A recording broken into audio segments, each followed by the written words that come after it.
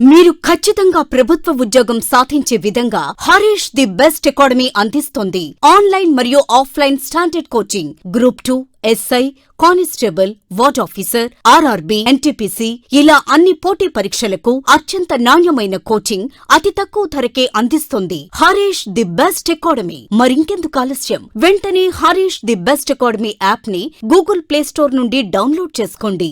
Harish the best academy. Phone number 8341116915.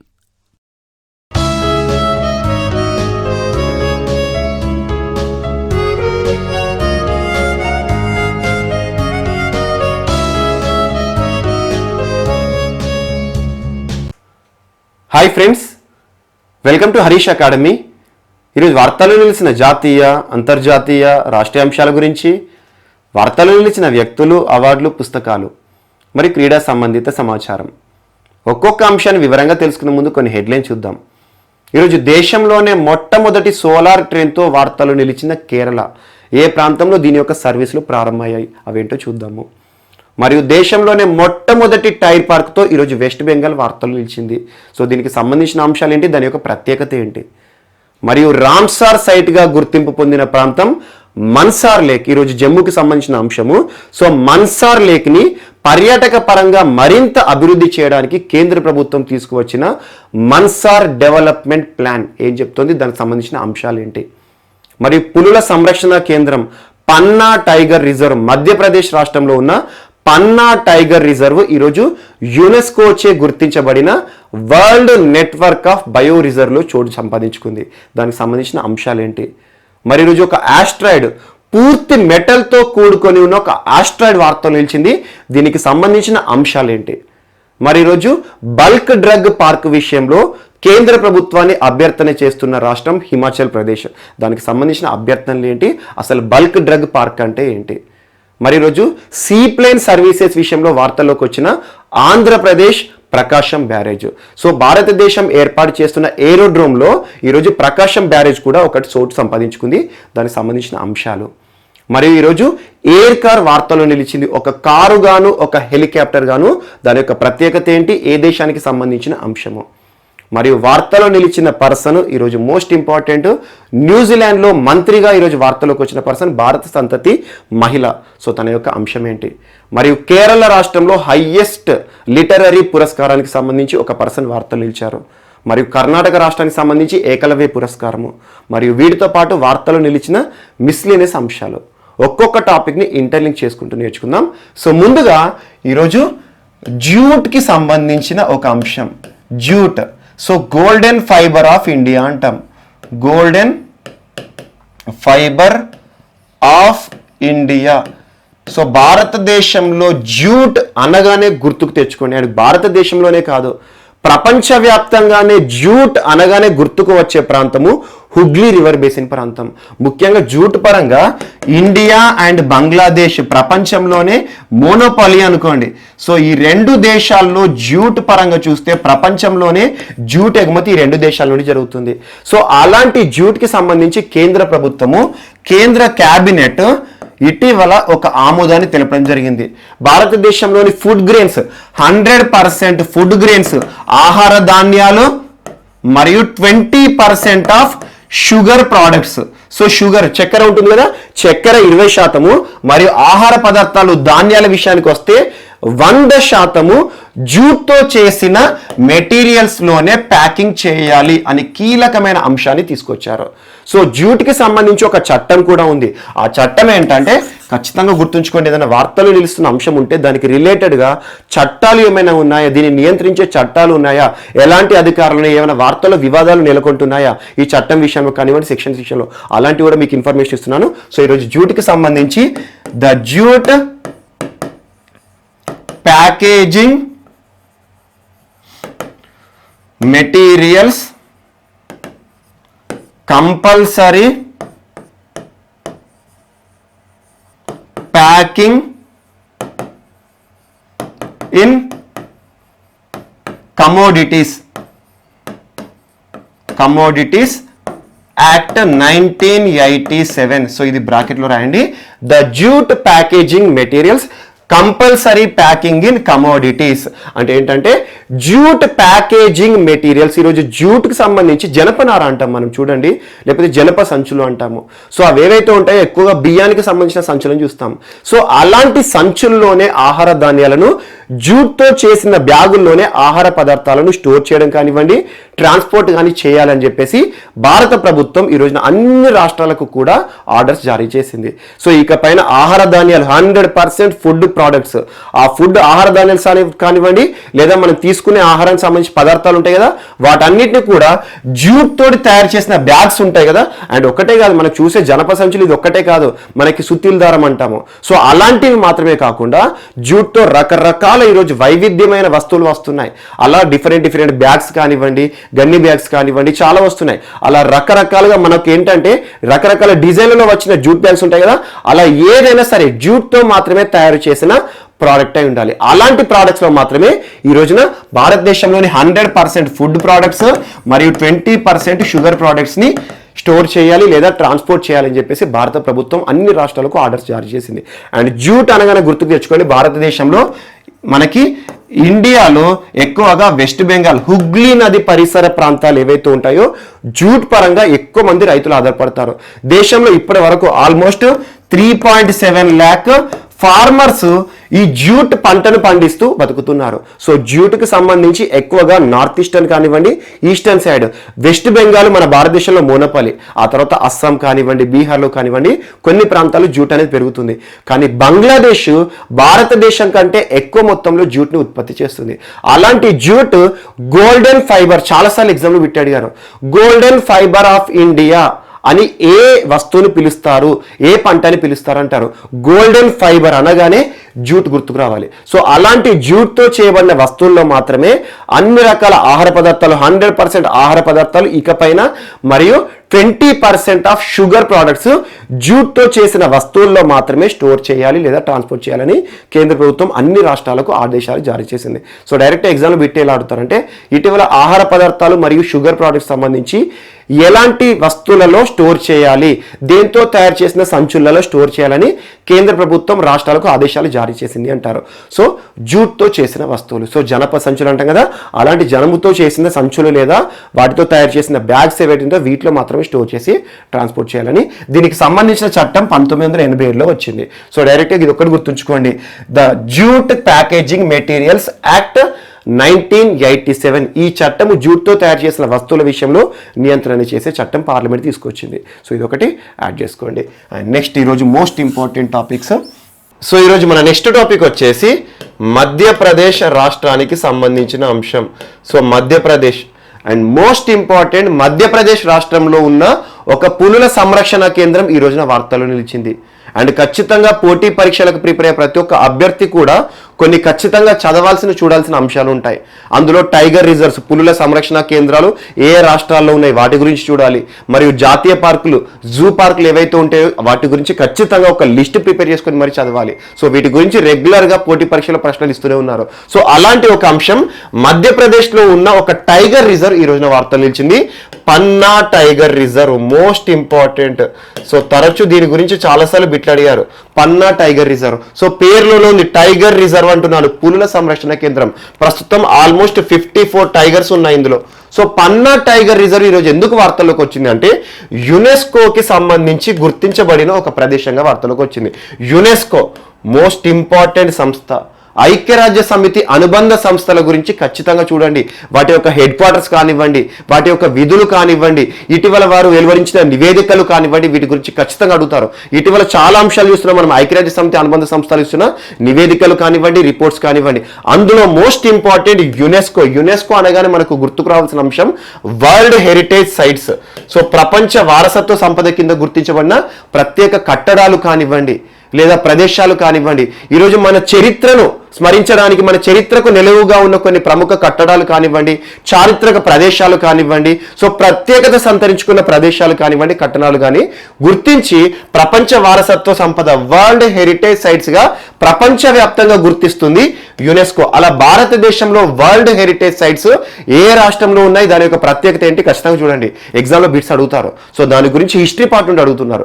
So అలాంటి UNESCO, so full form ఏంటి? United Nations Educational Scientific Cultural Organisation. So most important, సంస్కృతికి సంబంధించింది. So అలా UNESCO head quarter ఇక్కడ Paris కేంద్రంగా పనిచేస్తుంది.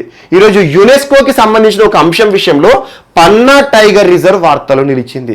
అదేంటంటే world network of biosphere reserves. ప్రపంచవ్యాప్తంగా బయోస్ఫియర్స్ గుర్తించడంలో యునెస్కో ఈరోజు భారతదేశంలో ఉన్న పన్నా టైగర్ రిజర్వ్ ని ఈ world network of biosphere reserve ఏదైతే ఉంటుందో ఆ జాబితాలో ప్రకటించడం జరిగింది. మోస్ట్ ఇంపార్టెంట్, భారతదేశంలో ఈ జాబితాలో స్థానం పొందిన 12వ బయోస్ఫియర్ రిజర్వ్ ఈ రోజున పన్నా టైగర్ రిజర్వ్. Most important.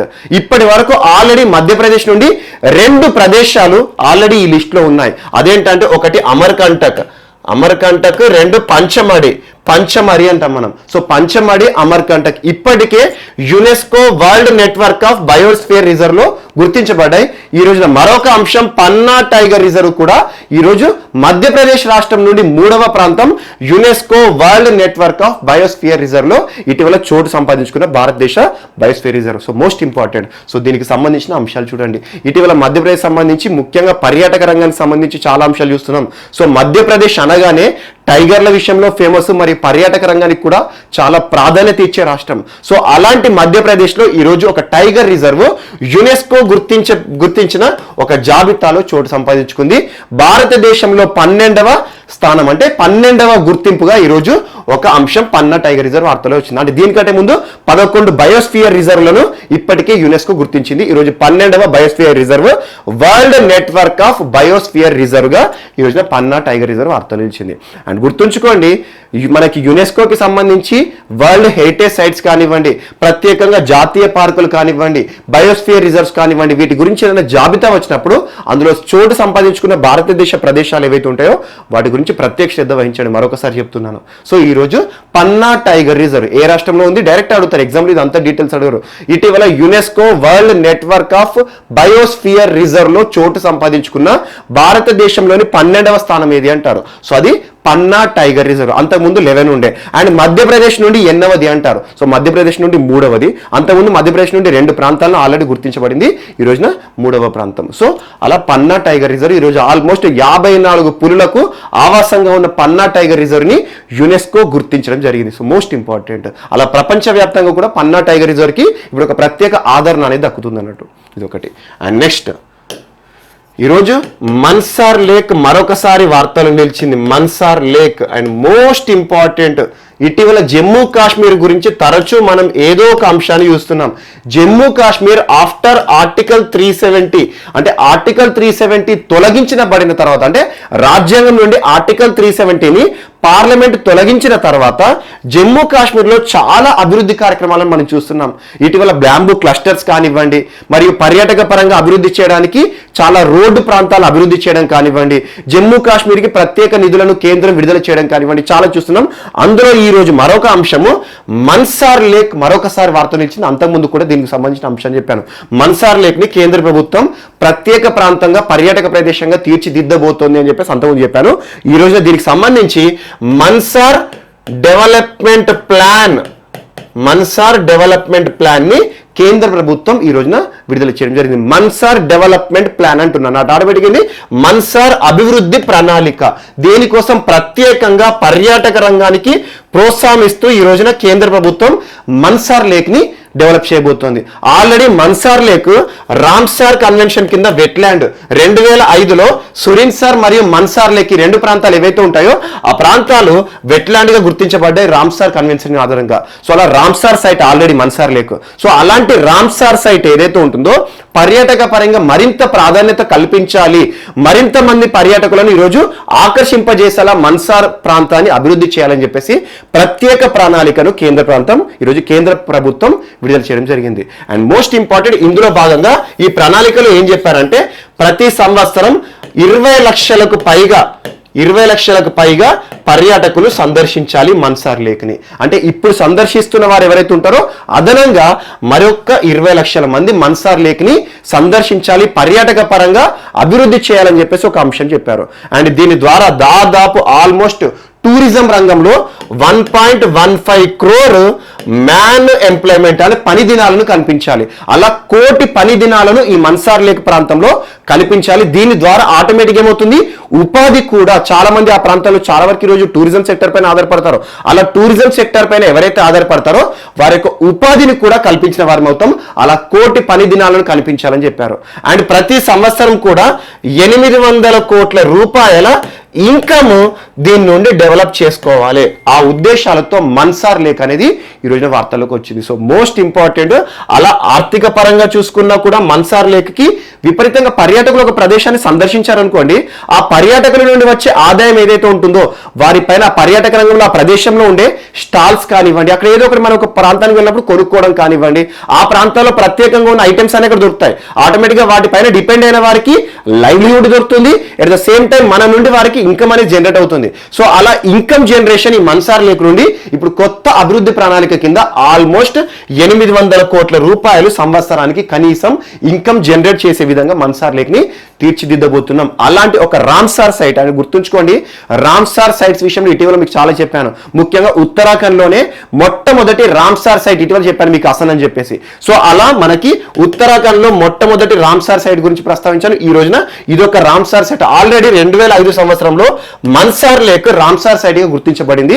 అలాంటి ఒక సైట్ ని ఈ రోజు జమ్మూ కాశ్మీర్ అభివృద్ధి ప్రణాళికలో భాగంగా మనకి మన్సార్ లేక్ డెవలప్మెంట్ ప్లాన్ అనే ఒక ప్రణాళికను కేంద్ర ప్రభుత్వం తీసుకొచ్చింది. So most important. సో ఇటీవల జమ్మూ కాశ్మీర్ సంబంధించి ఒక లేక్ వార్తలు నిలిచింది. ఏ విషయంలో అంటారు, మన్సార్ లేక్. దీనికి సంబంధించి కేంద్ర ప్రభుత్వం, ఎందుకంటే కేంద్ర పాలిత ప్రాంతం కాబట్టి జమ్మూ కాశ్మీర్ ప్రజలందరికీ కూడా ఇప్పుడు కేంద్ర ప్రభుత్వం కొన్ని సమాధానాలు చెప్పాలి. ప్రజలందరూ కూడా ఈరోజు చాలా వరకు అసంతృప్తితో ఉన్నారు.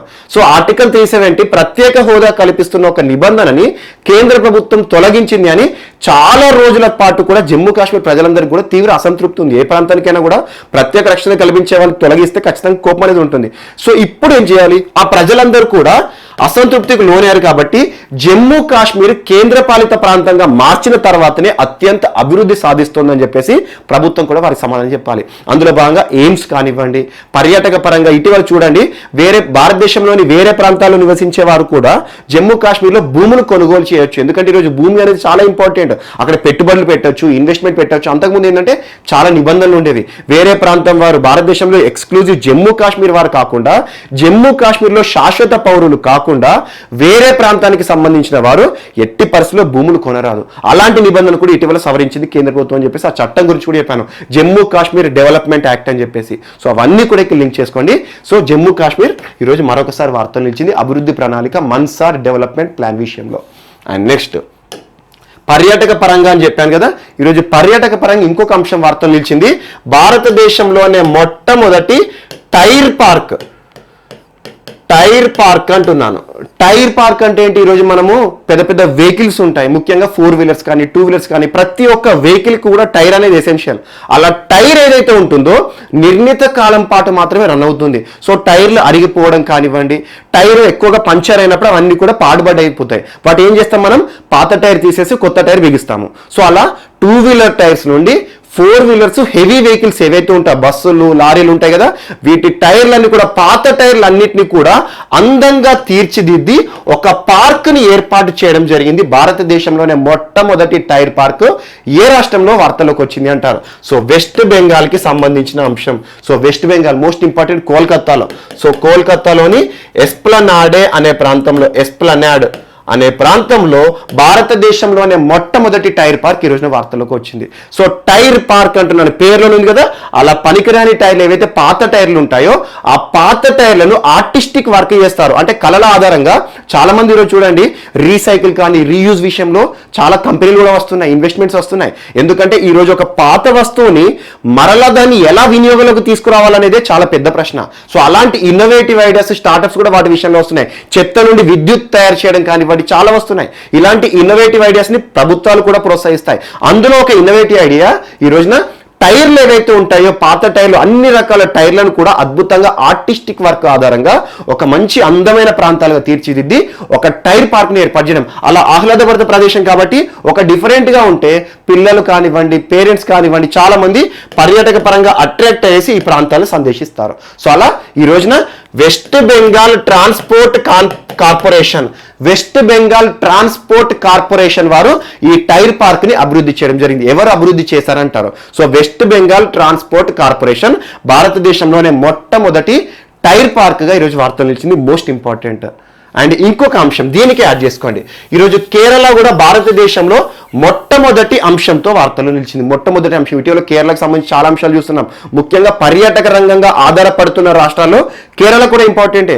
కేరళ ఇటీవల వాటర్ ట్యాక్సీ కానివ్వండి, వాటర్ అంబులెన్స్ కానివ్వండి, మెరైన్ సర్వీసెస్ కానివ్వండి చాలా విషయాలతో వార్తలు నిలుస్తుంది. కేరళ అనగానే టూరిజం పరంగా గుర్తుకొస్తుంది ఎవరికైనా కూడా. బోట్ హౌసెస్ అలెప్పి కానివ్వండి, మున్నార్ కానివ్వండి, సో ఇలాంటి ప్రాంతాలు, తెక్కడి బోట్ హౌసెస్ ఇవన్నీ కూడా చాలా ఇంపార్టెంట్. సో అలాంటి కేరళ పర్యాటక రంగం పైన ఆధారపడిన కేరళ ఈరోజు భారతదేశంలోనే మొట్టమొదటి రాష్ట్రంగా వార్తలు నిలిచింది. దేనికి సంబంధించిందంటే solar train. So solar train, ఒక మినీ సోలార్ ట్రైన్ తో వార్తలు నిలిచిన రాష్ట్రం ఏది ఇటీవల అంటారు? So most important Kerala. దాదాపు 3 బోగిలతో కూడుకొని ఉన్న ఒక సోలార్ ట్రైన్ ని కేరళ రాష్ట్ర ప్రభుత్వం అధికారికంగా మండే రోజున ప్రారంభించింది, నిన్నటి రోజున ప్రారంభించింది. సో మోస్ట్ ఇంపార్టెంట్ ఎక్కడ అంటారు? వెలి టూరిజం విలేజ్.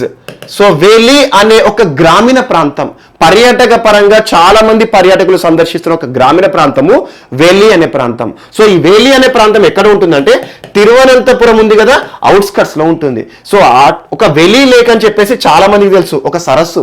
ఆ వెలి లేక్ ఏదైతే ఉంటుందో వాటర్ అంతా కూడా అరేబియా సముద్రంలో కలిసే ప్రాంతంలో బోటింగ్ కానివ్వండి పర్యాటక పరంగా చాలా అభివృద్ధి చెందిన ప్రాంతము వెలి ప్రాంతం. ఆ గ్రామీణ ప్రాంతంలో సోలార్ ట్రైన్ తో ముందుకు వచ్చింది పినరయ్ విజయన్ ప్రభుత్వం. ప్రస్తుతం మనకి కేరళ రాష్ట్ర ముఖ్యమంత్రి ఎవరు? పినరయ్ విజయన్. కమ్యూనిస్ట్ ప్రభుత్వం అధికారంలో ఉంది. సో పినరయ్ విజయన్ గారు మొట్టమొదటి భారతదేశంలోని సోలార్ ట్రైన్ ని ప్రారంభించడం జరిగింది. అలా 3 బోగిలతో కూడుకొని ఉన్న ఒక ట్రైన్. సో దీని యొక్క నిర్మాణం దాదాపు 60 కోట్ల రూపాయల ఖర్చు అయిందంట. సో అలా ఇందులో భాగంగా ఒక సోలార్ స్టేషన్ ని కూడా, రైల్వే స్టేషన్ కూడా ఏర్పాటు చేశారు.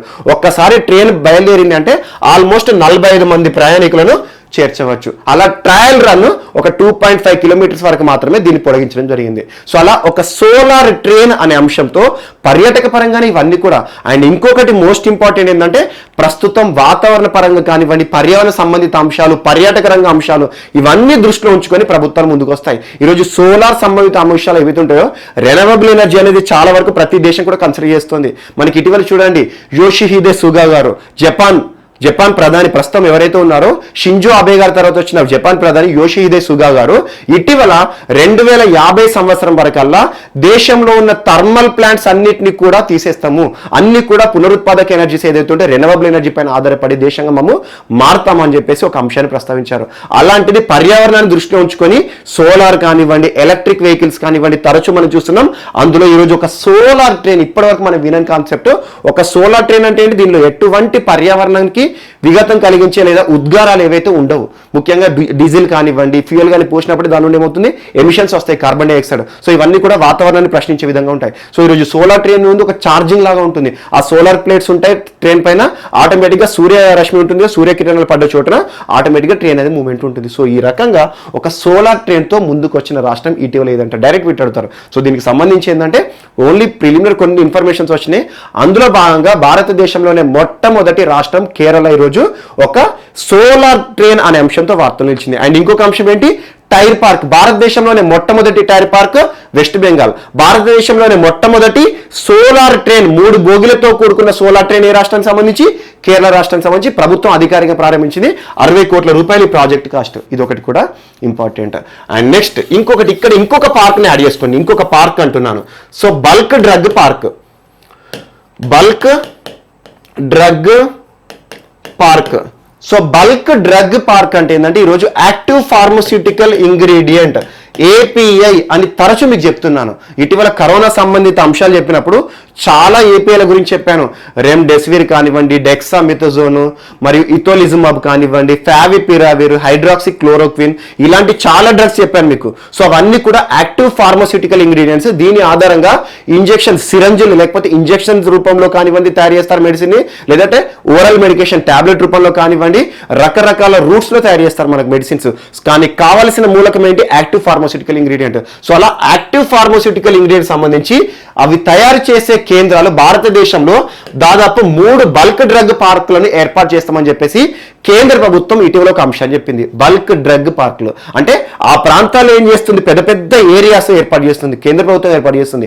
అలా చేసి ఆ ప్రాంతాల్లో రకరకాల యాక్టివ్ ఫార్మస్యూటికల్ ఇంగ్రీడియంట్స్ ని తయారు చేసే కార్యక్రమం చేపడతారు. అలా యాక్టివ్ ఫార్మస్యూటికల్ ఇంగ్రీడియంట్ విషయంలో భారతదేశం ఇప్పుడు గుర్తుంచుకోండి, ప్రపంచంలో మెడిసిన్స్ విషయంలో కానివ్వండి, ఫార్మా రంగంలో భారతదేశం అనేది ప్రపంచంలోనే టాప్ 5 లో ఉంటుంది. చాలా మెడిసిన్స్ ఈరోజు రెడ్డిస్ ల్యాబ్ కానివ్వండి, చాలా కంపెనీలు ఉన్నాయి. సో ప్రపంచవ్యాప్తంగా కూడా మెడిసిన్ విషయంలో కానివ్వండి, ఫార్మా రంగంలో భారతదేశం టాప్ లో ఉంటుంది.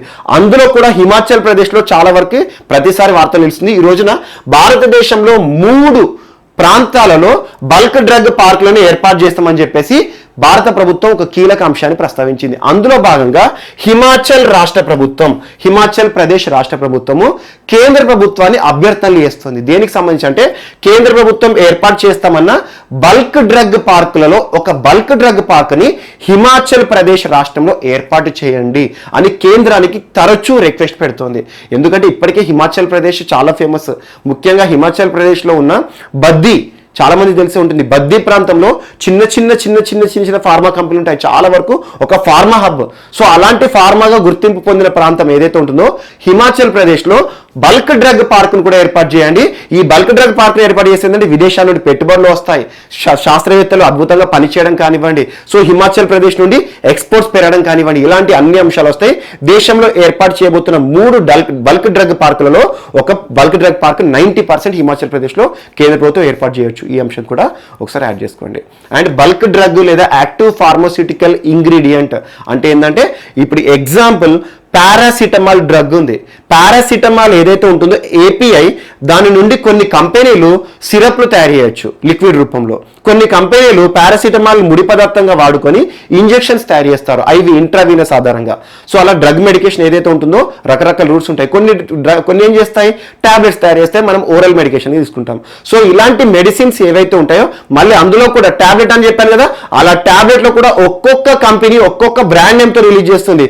ఒకరు వాడే అడిటివ్స్ వేరే ఉంటాయి, ఒకరు వాడే అడిటివ్స్ వేరే ఉంటాయి. కొన్ని సస్టైన్ రిలీజ్ అంటారు, కొన్ని ర్యాపిడ్ రిలీజ్ అంటారు, రకరకాల డిసింట్రేటింగ్ టాబ్లెట్స్ అంటారు.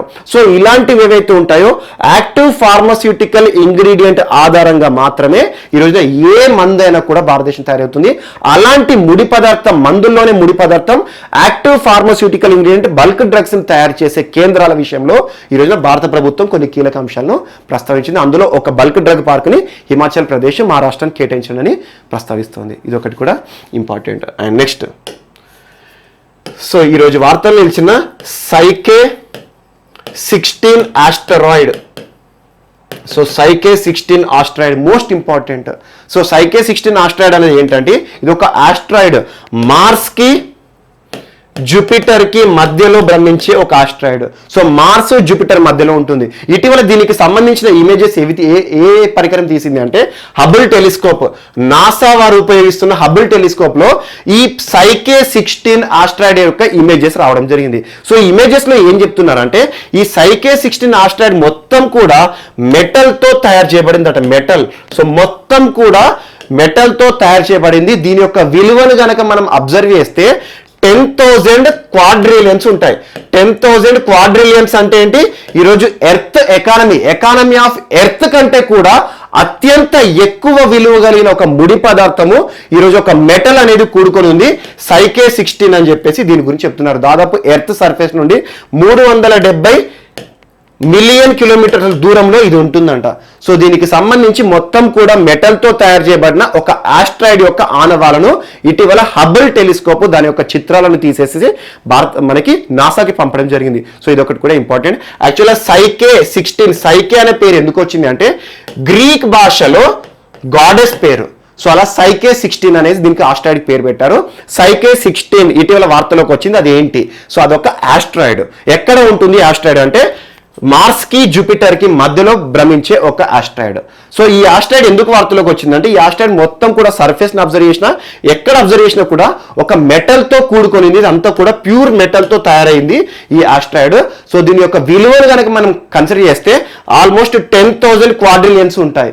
అది కనుక మనం అబ్జర్వ్ చేస్తే, కంపేర్ చేస్తే ఎకానమీ ఆఫ్ ఎర్త్ అంటున్నాను, ప్రపంచం మొత్తం కూడా ఇప్పుడు అమెరికా, ఇండియా అన్ని ఉన్నాయి కదా, ఈ ఎర్త్ పైన ఉన్న దేశాల ఎకానమీని కనుక మనం మొత్తం కూడా విలువ పరిగణలోకి తీసుకుంటే ఈ విలువ కంటే కూడా ఈ ఆస్ట్రాయిడ్ విలువ ఎక్కువగా ఉంటుందని చెప్పేసి, సో అత్యంత విలువైన ఆస్ట్రాయిడ్ గా ఈరోజు వార్తలకు ఎక్కింది సైకే 16, PSYCHE, సైకే 16 ఆస్ట్రాయిడ్. ఎక్కడ ఉంటుంది అంటే మార్స్ కి జూపిటర్ కి మధ్యలో ఉంటుంది.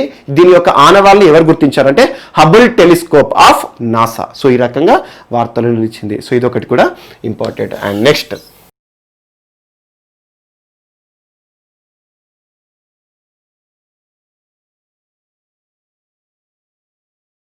సో ఈరోజు మన నెక్స్ట్ టాపిక్ వచ్చేసి రాష్ట్రీయ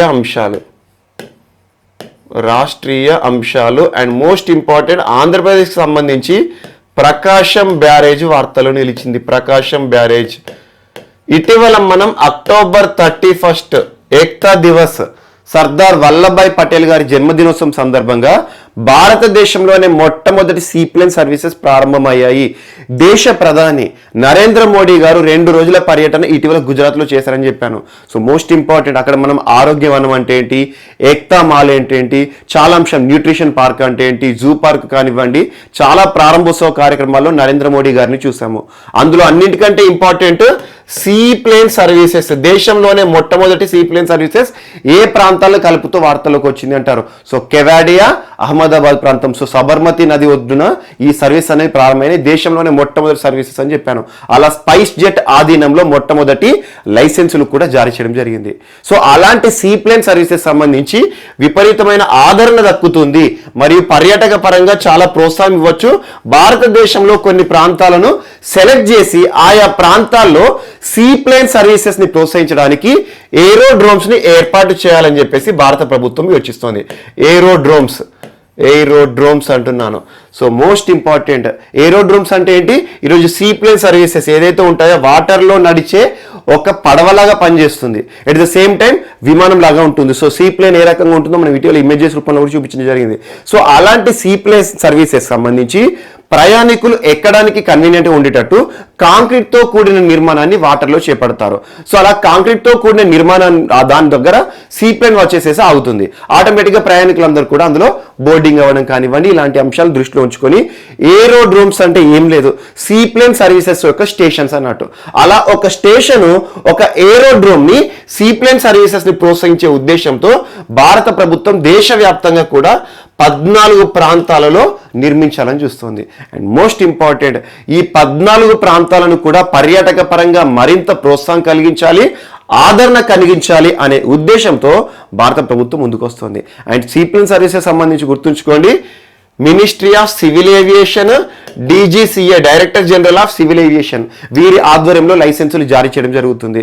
సో అలా మినిస్ట్రీ ఆఫ్ సివిల్ ఏవియేషన్ వారు భారతదేశంలోని 14 రాష్ట్రాలు మరియు కొన్ని కేంద్ర పాలిత ప్రాంతాలు కూడా, ఎగ్జాంపుల్ ఉత్తరాఖండ్ కానివ్వండి, మధ్యప్రదేశ్, వెస్ట్ బెంగాల్, లక్షద్వీప్ కేంద్ర పాలిత ప్రాంతం, ఇలాంటి ప్రాంతాలు ఏవైతే ఉంటాయో ఆయా ప్రాంతాల్లో సీప్లేన్ సర్వీసెస్ దృష్టిలో ఉంచుకొని ఏరోడ్రోమ్స్ ని ఏర్పాటు చేస్తామని చెప్పేసి నిన్నటి రోజున ప్రకటించడం జరిగింది. మోస్ట్ ఇంపార్టెంట్ అందులో ఒక అంశము, ఈ 14 స్టేషన్లలో మన ఆంధ్రప్రదేశ్ రాష్ట్రంలోని ప్రకాశం బ్యారేజ్ లో కూడా ఒక ఏరోడ్రోమ్ ని ఏర్పాటు చేస్తాము, పర్యాటక పరంగా మరింత డెవలప్ చేస్తామని చెప్పేసి కేంద్ర ప్రభుత్వం ప్రకటించింది.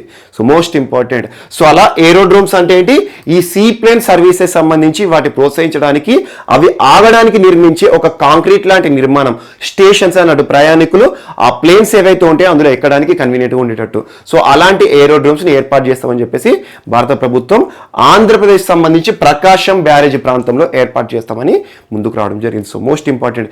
ఇదే గనక జరిగితే ఆటోమేటిక్గా ప్రకాశం బ్యారేజ్ ఇప్పటి వరకే చాలా మంది పర్యాటకులు సందర్శిస్తూ ఉంటారు. ఈ రోజున మరింత పర్యాటక పరంగా అభివృద్ధి చేయొచ్చు. సీ ప్లేన్ సర్వీసెస్ మన తెలుగు రాష్ట్రాల్లో కూడా ప్రారంభమవుతే మనకు అంతకు మించిన అదృష్టం లేదు. సో ఇలాంటి ఒక అంశం ఈ రోజున వార్తలు నిలిచింది.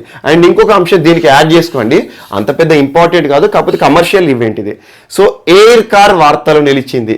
ఎయిర్ కార్ ఇది రాష్ట్రీయ అంశం కాదు. ఎయిర్ కార్ ఇటీవల ప్రపంచంలోనే మొట్టమొదటి ఎయిర్ కార్ అధికారికంగా ఆమోద ముద్ర వేయడం జరిగింది. అది ఏ దేశానికి సంబంధించింది అంటే నెదర్లాండ్కి సంబంధించి. నెదర్లాండ్స్ అధికారిక ఆమోదం కూడా తెలిపింది ఎయిర్ కార్కి. సో ఎయిర్ కార్ అంటే ఏంటంటే ఒక కారే, కాకపోతే ఆ కార్ ఏదైతే ఉంటుందో భూమిపైన మనకి రోడ్లపైన నడుస్తుంది, ఎట్ ద సేమ్ టైం కొంత దూరం పోయిన తర్వాత గాల్లో విహరిస్తుంది. సో అలా ఒక హెలికాప్టర్ ప్లస్ కార్, ఈ రెండింటిని కలిపి ఎయిర్ కార్ అంటాము. సో అలా మనకి కామన్ గా వాడే కార్ల లాంటి రూపమే ఉంటుంది, కానీ దానికి వెనక సైడ్ ఫ్యాన్స్ కానివ్వండి, ఇలాంటి నిర్మాణం ఆధారంగా కొంత దూరం పోయిన తర్వాత నిర్ణీతమైన దాని యొక్క స్పీడ్ ని అందుకున్న తర్వాత అది గాల్లో విహరిస్తుంది. సో అలాంటి ఒక కారు మరియు హెలికాప్టర్ నిర్మాణంతో కూడిన ఒక అంశం వార్తలు నిలిచింది, ఎయిర్ కార్ అనే అంశం. సో అలాంటి ఎయిర్ కార్ కి అధికారికంగా ఆమోదం తెలిపింది నెదర్లాండ్స్. సో మొట్టమొదటి ఎయిర్ కార్ ని ఎవరు రూపొందిస్తున్నారు, ఎవరు నిర్మిస్తున్నారు అంటే పాల్ వి లిబర్టీ కంపెనీ. పాల్ వి లిబర్టీ అనే సంస్థ అధికారికంగా మొట్టమొదటిసారి ఎయిర్ కార్ ని ప్రపంచంలో తీసుకురాబోతుంది. ఏ పేరుతో అంటే పాల్ వి. ఆ సంస్థ పేరు పాల్వి యాక్చువల్ గా. సో అలా పాల్వి అనే సంస్థ పాల్వి లిబర్టీ పేరుతో ఒక ఎయిర్ కార్ ని ప్రపంచానికి పరిచయం చేయబోతుంది. ఇప్పుడు విపరీతమైన ట్రాఫిక్ సమస్యలు మనం చూస్తూ ఉంటాము. ఎక్కడైనా ట్రాఫిక్ లో మన వెహికల్ చిక్కుపోయింది అనుకోండి, ఆటోమేటిక్గా ఆ ప్రాంతంలో మనం గాల్లో విహరించేలా చేయొచ్చు. సో అలాంటి ఒక air car plus helicopter services ప్రపంచవ్యాప్తంగా త్వరలో మనం చూడబోతున్నాం. అలాంటి ఒక ఇన్నోవేటివ్ ఐడియా అనేది నెదర్లాండ్స్ లో ఇటీవల చోటు చేసుకుంది. అంతకుముందు ఇలాంటి అంశాలు వచ్చాయి, కానీ అధికారికంగా ఆమోదం కానివ్వండి, కొన్ని స్టాండర్డ్స్ ఆధారంగా నిర్మితమైనవి ఏవీ లేవు. సో అలాంటి ఒక నిర్మాణం ఈ రోజున ఎయిర్ కార్ కూడా వార్తలు నిలిచింది. సో సీ ప్లేన్ సర్వీసెస్ చెప్పాను కాబట్టి దానికి ఇది యాడ్ చేసుకోండి. సో జస్ట్ ఏంటంటే దీని గురించి అడగవచ్చు, అడగకపోవచ్చు ఎగ్జామ్లో. కాకపోతే ఇటీవల ఎయిర్ కార్తో ముందుకు వచ్చిన దేశం ఏంటి, అధికారిక ఆమోదం తెలిపిన దేశం ఏది అంటారు. నెదర్లాండ్కి సంబంధించిన అంశం, పాల్వి సంస్థకి సంబంధించిన అంశము. అండ్ నెక్స్ట్ ఈరోజు ఇంకొక అంశము, రెండు రాష్ట్రాలకు సంబంధించి తెలంగాణ మరియు ఏపీకి సంబంధించి.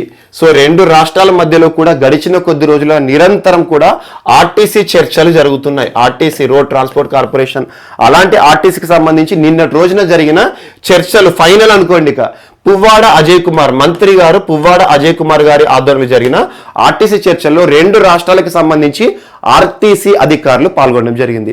అందులో వచ్చిన ఫలితం ఏంటంటే ఈ రోజు నుండి, సో నవంబర్ 3వ తేదీ నుండి రెండు రాష్ట్రాల్లో కూడా ఇప్పటి వరకు ఆగిపోయిన బస్సు సర్వీసెస్ ఏవైతే ఉన్నాయో ప్రారంభం అవబోతున్నాయి. మోస్ట్ ఇంపార్టెంట్, ఇప్పటి వరకు రెండు రాష్ట్రాల మధ్యలో ఆర్టీసీ ఆధ్వర్యంలో బస్సులు నడవట్లేదు, చాలా కాలంగా ఆగిపోయాయి ఈ కరోనా పరిస్థితుల కాలంలో కానివ్వండి.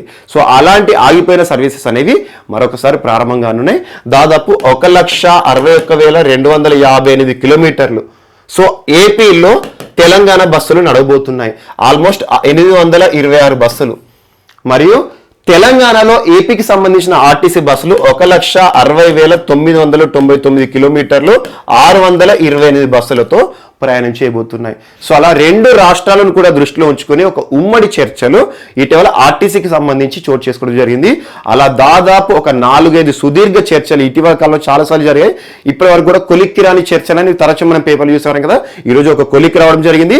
రెండు రాష్ట్రాల మధ్యలో బస్సు సర్వీసులు, ఆర్టీసీ సర్వీసులు ఈ రోజు నుండి అధికారికంగా ప్రారంభం చేయడం జరుగుతుంది. సో ఈ యొక్క అంశాన్ని కూడా యాడ్ చేసుకోండి. అండ్ నెక్స్ట్ ఈరోజు వార్తల్లో వ్యక్తులు అండ్ మోస్ట్ ఇంపార్టెంట్ భారత సంతతి వ్యక్తి ప్రియాంక రాధాకృష్ణన్ గారు ఈ రోజున వార్తల్లో నిలిచారు. ప్రియాంక రాధాకృష్ణన్ సో ఇటీవల మనం తరచూ భారత సంతతి వ్యక్తులు విదేశాల్లో వేరే దేశాల్లో ఉన్నత స్థాయి పదవులకు సంబంధించి చూస్తున్నాం. అంతెందుకు సీషెల్స్ అనే పర్యాటక పరంగా చాలా వరకు గుర్తింపు పొందిన, ప్రపంచవ్యాప్తంగా గుర్తింపు పొందిన ఒక ఐలాండ్ దేశం, చిన్న దీవి దేశం. సీషెల్స్ నూతన అధ్యక్షుడిగా భారత సంతతి వ్యక్తి ఇటీవల ఎన్నిక కావడం జరిగింది. సో అలా వావెల్ రామ్ కలవాన్ అని చెప్పేసి మనం నేర్చుకున్నాము. ఎట్ ది సేమ్ టైం ఇటీవల న్యూజిలాండ్, మోస్ట్ ఇంపార్టెంట్ ఇక్కడ మనం చర్చించుకుంటున్న అంశం న్యూజిలాండ్ సంబంధించి. న్యూజిలాండ్లో ప్రజాస్వామ్య దేశంలో ఎన్నికలు జరిగాయి. న్యూజిలాండ్లో రెండవసారి ప్రధాని పీఠాన్ని అధిష్ఠించిన వారు మనకి జెసిండా అడర్న్ గారు. లేబర్ పార్టీ దేశ చరిత్రలోనే ఎప్పుడు సాధించని రికార్డు విజయాన్ని నమోదు చేసింది. అందులో గౌరవ్ శర్మ గారి గురించి చెప్పాను. వెస్టర్న్ న్యూజిలాండ్ సెక్టర్ ప్రాంతం నుండి గౌరవ్ శర్మ గారు గెలిచారు. భారత సంతతి వ్యక్తి అని చెప్పేసి, భారతదేశంలో హిమాచల్ ప్రదేశ్ రాష్ట్రానికి సంబంధించిన వ్యక్తి. సో అలా భారత సంతతి వ్యక్తి ఇటీవల న్యూజిలాండ్ ఎలక్షన్స్ లో గెలిచాడు, ఎంపీగా వెస్టర్న్ న్యూజిలాండ్ నుండి అని చెప్పాను. ప్రస్తుతం లేబర్ పార్టీ జెసిండా అడర్న్ గారి పార్టీలో ఉన్నాడు, ఇంపార్టెంట్ పర్సన్ అని. సో అలాంటి జెసిండా అడర్న్ లేబర్ పార్టీకి సంబంధించిన మరొక వ్యక్తి ప్రియాంక రాధాకృష్ణన్. ఈరోజు అన్నిటికంటే ఇంపార్టెంట్, మొట్టమొదటి లేదా తొలి భారతీయ సంతతి మహిళ న్యూజిలాండ్ లో ఒక మంత్రిగా పదవిని స్వీకరించడం. Most important, voluntary community and voluntary sector మంత్రిగా ఈ రోజున వార్తలు నిలిచారు. న్యూజిలాండ్ లో జెసిండా అడర్న్ ప్రధానిగా ఉన్నారు కదా, ఆ ప్రధానమంత్రి క్యాబినెట్ లో మొట్టమొదటి భారత సంతతి వ్యక్తి ప్రియాంక రాధాకృష్ణన్ గారు ఈ రోజున తన యొక్క విధులను ముందు రావడం జరిగింది. So most important, community and voluntary sector. తనకిచ్చిన క్యాబినెట్ ఏంటంటే కమ్యూనిటీ అండ్ వాలంటరీ సెక్టర్, మహిళల రక్షణ కానివ్వండి, మహిళలపైన దాడులు కానివ్వండి, వీటన్నిటి కూడా అరికట్టడం. సో అలాంటి ఒక మోస్ట్ ఇంపార్టెంట్ మన భారతదేశానికి సంబంధించిన ఒక తొలి మహిళ న్యూజిలాండ్ లో మంత్రిగా వార్తలు ఇవ్వడం. అండ్ నిన్న చాలా అంశాలు చూసాం మనం. కేటీఆర్ గారు కూడా ప్రత్యేకంగా తన ఇమేజ్ తో పెట్టేసేసి ట్వీట్ చేయడం జరిగింది. సో భారతదేశం గర్వించదగిన విషయం ఏంటంటే ఈ రోజున భారతీయ మహిళ, భారత సంతతి వ్యక్తి న్యూజిలాండ్ లో కూడా ఒక మంత్రిగా సేవలు అందించడం, అందులో కూడా అద్భుతమైన ఫలితాలతో ముందుకు వస్తున్న ఒక దేశంలో జెసిండా అడర్న్ ప్రభుత్వంలో ఒక కీలక మంత్రిత్వ శాఖ పరిధిలో తనకు చేయడం అనేది మనం గర్వించదగిన విషయం అని చెప్పేసి తెలంగాణ రాష్ట్ర మంత్రి కూడా ట్వీట్ చేయడం జరిగింది. సో చాలా మంది ప్రముఖులు చేశారు. సో అందులో మోస్ట్ ఇంపార్టెంట్ మనకి ఈ రోజున వార్తలు నిలిచిన పర్సన్ ప్రియాంక రాధాకృష్ణన్. సో గుర్తుంచుకోండి, ఎందుకంటే న్యూజిలాండ్ ఇటీవల తరచూ సంస్కరణలు అనేవి వార్తలు నిలుస్తున్నాయి. న్యూజిలాండ్ ప్రధాని ప్రస్తుతం జెసిండా అడర్న్ చాలా సంస్కరణలు తీసుకొచ్చారు. అందులో భాగంగానే కరోనాపై కట్టడి విషయంలో చాలా వరకు కూడా దేశ ప్రజలను అప్రమత్తం చేయడము, నిర్ణీత సమయంలో కరెక్ట్ టైంలో రెస్పాండ్ అయ్యి కరోనాని కట్టడి చేయడం జరిగింది. ఒకానొక దశలో మనం చూసాం న్యూజిలాండ్ కరోనా ఫ్రీ దేశం అని చెప్పేసి. సో అలాంటి అంశాన్ని కూడా చర్చించుకున్నాం. సో లేబర్ పార్టీకి సంబంధించిన మంత్రి భారత సంతతి వ్యక్తి Priyanka Radhakrishnan. And next KL Rahul Karnataka రాష్ట్రానికి సంబంధించిన క్రీడాకారుడు. ప్రస్తుతం ఐపీఎల్ ఉంది కదా, కింగ్స్ 11 పంజాబ్ సెకండ్ దశ. యాక్చువల్గా ఐపీఎల్లో టోటల్ 14 మ్యాచెస్లో ఫస్ట్ 7 మ్యాచెస్లో కింగ్స్ 11 పంజాబ్ అనేది చాలా సైలెంట్గా ఉంది. తర్వాత 7 మ్యాచెస్లో అనూహ్యంగా పుంజుకుంది. అందులో మెయిన్ యాక్చువల్గా కింగ్స్ 11 పంజాబ్ క్యాప్టెన్, ప్రస్తుతం kings 11 Punjab IPL captain KL Rahul. And purple cap holder కూడా. పర్పుల్ క్యాప్ అంటే అత్యధికంగా రన్స్ చేసే వారికి ఇస్తారు. సో అలా purple cap holder, orange cap బ్యాట్స్మెన్కి ఇస్తారు ఎక్కువ రన్స్ చేస్తే, పర్పుల్ క్యాప్ ఏమో బౌలర్కి ఇస్తారు ఎక్కువ వికెట్ చేస్తే. సో అలా orange cap holder KL Rahul Karnataka రాష్ట్రానికి సంబంధించిన వ్యక్తి, క్రికెటర్. ప్రస్తుతం భారతదేశ జట్టులో కూడా, జాతీయ జట్టులో కూడా తనకంటూ ప్రత్యేక గుర్తింపు తెచ్చుకున్నాడు. T20 టీమిండియా T20 ఏదైతే ఉంటుందో టీము, అందులో వైస్ కెప్టెన్ కూడా. ప్రస్తుతం కేఎల్ రాహుల్ ఎందుకు వార్తలు ఇచ్చారంటే కర్ణాటక రాష్ట్ర ప్రభుత్వం ఇచ్చే ప్రతిష్టాత్మక పురస్కారం ఏకలవ్య పురస్కారం నిన్నటి రోజున కేఎల్ రాహుల్ గారిని ఇవ్వడం జరిగింది. సో కేఎల్ రాహుల్ గారికి కర్ణాటక రాష్ట్ర ప్రభుత్వం క్రీడల్లో ఇచ్చే అత్యున్నత పురస్కారం ఏకలవ్య పురస్కారాన్ని ఇవ్వడం జరిగింది. సో ఈ విషయానికి సంబంధించి కేఎల్ రాహుల్ గారు కూడా కర్ణాటక రాష్ట్ర ప్రభుత్వానికి ధన్యవాదాలు తెలపడం కానివ్వండి, ట్వీట్స్ అనేవి జరిగినాయి. సో ఈ రకంగా ఇటీవల ఏ రాష్ట్రానికి సంబంధించి అత్యున్నత పురస్కారం ఏకలవ్య, ఆ ఏకలవ్య పురస్కారానికి ఏ క్రీడా రంగానికి సంబంధించిన క్రీడాకారుడు వార్తలు నిలిచాడు అంటారు. సో కేఎల్ రాహుల్ గారు కర్ణాటక రాష్ట్రానికి సంబంధించిన క్రికెట్ క్రీడాకారుడు. కర్ణాటక రాష్ట్ర ప్రభుత్వం ఇచ్చే విశిష్ట పురస్కారము, ప్రతిష్టాత్మక పురస్కారము క్రీడా రంగానికి సంబంధించి ఏకలవ్య పురస్కారాన్ని పొందడం జరిగింది. So most important. And next ఈరోజు కేరళ రాష్ట్రానికి సంబంధించి ఒక కవి, ఒక లిటరరీ పురస్కారం వార్తలు నిలిచింది. అది ఎజుతచన్ పురస్కారం. ఎజుతచన్ పురస్కారం ఏ రాష్ట్రానికి సంబంధించింది అంటారు? ఎజుతచన్ పురస్కారము కేరళ రాష్ట్రానికి సంబంధించింది. ఎజుతచన్. అండ్ ఇటీవల మనం అచ్యుతం అకితం గారి గురించి చూసాము. ఇటీవల మనము ముఖ్యంగా జ్ఞానపీఠ అవార్డు పురస్కారం గ్రహీత చనిపోయాడు, ప్రముఖ కవి అని చెప్పేసి, అకితం అచ్యుతం అని చెప్పేసి. సో అలా ఈరోజు కేరళ రాష్ట్రానికి సంబంధించి లిటరరీలో, సో సాహిత్య రంగంలో తనకంటూ ప్రత్యేక గుర్తింపు తెచ్చుకుంటున్న ఒక కేరళ రాష్ట్రీయుడు, కేరళ రాష్ట్రానికి సంబంధించిన వ్యక్తి పాల్ జకేరియా. పాల్ జకేరియా. సో పాల్ జకేరియా గారిని ఈరోజు కేరళ రాష్ట్ర ప్రభుత్వం ఇచ్చే ప్రతిష్టాత్మక పురస్కారం, సాహిత్య రంగంలో లిటరరీలో ప్రత్యేక గుర్తింపు పొందిన వారు ఎవరైతే ఉంటారో కేరళ రాష్ట్రీయులకు ఆ రాష్ట్ర ప్రభుత్వం ఇచ్చే ప్రతిష్టాత్మక పురస్కారము మనకి ఎజుతచన్ పురస్కారం. ఎగ్జామ్లో ఎలా అడుగుతారంటే ఎజుతచన్ పురస్కారం అనేది ఏ రాష్ట్రం ఇచ్చే ప్రతిష్టాత్మక పురస్కారం అంటారు? కేరళ రాష్ట్రం. ఏ రంగంలో అంటారు? సాహిత్య రంగంలో, లిటరసీ వర్క్ లో. సో అలాంటి ఒక పురస్కారం ఈ రోజున పాల్ జకేరియా గారిని ఆశ్రయించడం జరిగింది. So most important. సో ఏవైనా రాష్ట్రంలో కూడా అత్యున్నత లేదా ప్రతిష్టాత్మక పురస్కారాలు వార్తలు నిలిస్తే వాటి గురించి చూడండి. సో అలా ఒక ప్రతిష్టాత్మక పురస్కారం కేరళ రాష్ట్రానికి సంబంధించి ఈ రోజున వార్తలు నిలిచింది. అండ్ నెక్స్ట్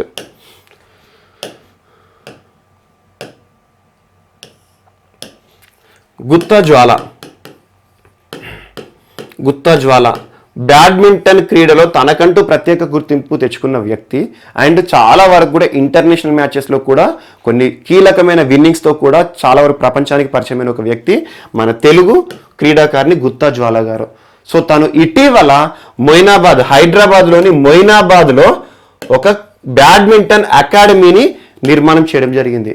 సో ఆ నిర్మాణ ప్రక్రియ పూర్తయిపోయింది. ఈ రోజున ప్రతిష్టాత్మకంగా ప్రారంభోత్సవ కార్యక్రమాలతో ముందుకు రావడం జరిగింది. సో బ్యాడ్మింటన్ అకాడమీ ఇటీవల మొయినాబాద్లో గుత్తా జ్వాల గారి బ్యాడ్మింటన్ అకాడమీ ఈ రోజున ప్రారంభోత్సవ కార్యక్రమానికి సంబంధించిన అంశం వార్త నిలిచింది. సో తెలంగాణ రాష్ట్ర ఐటీ మరియు పరిశ్రమల శాఖ మంత్రి కేటీఆర్ గారి చేతుల మీదుగా ఈ అకాడమీ అనేది ప్రారంభోత్సవం జరిగింది. So most important. ఇటీవల చాలా మంది క్రీడాకారులు చూడండి, క్రీడాకారులు రిటైర్మెంట్ ప్రకటించిన తర్వాత అదే క్రీడలో మరికొంతమంది యువతని ఆ క్రీడ వైపు ప్రోత్సహించడం కానివ్వండి, అందులో వారికి నైపుణ్యాన్ని అందించడం కానివ్వండి, అలా కోచ్లుగా మారి ప్రత్యేక అకాడమీలు మనకి వార్తలు నిలుస్తూ ఉంటాయి. సో అందులో ఈరోజున గుత్తా జ్వాల గారు ప్రత్యేకంగా ఒక బ్యాడ్మింటన్ అకాడమీ, చాలా పెద్ద బ్యాడ్మింటన్ అకాడమీని మొయినాబాద్ ప్రాంతంలో నిర్మించడం జరిగింది.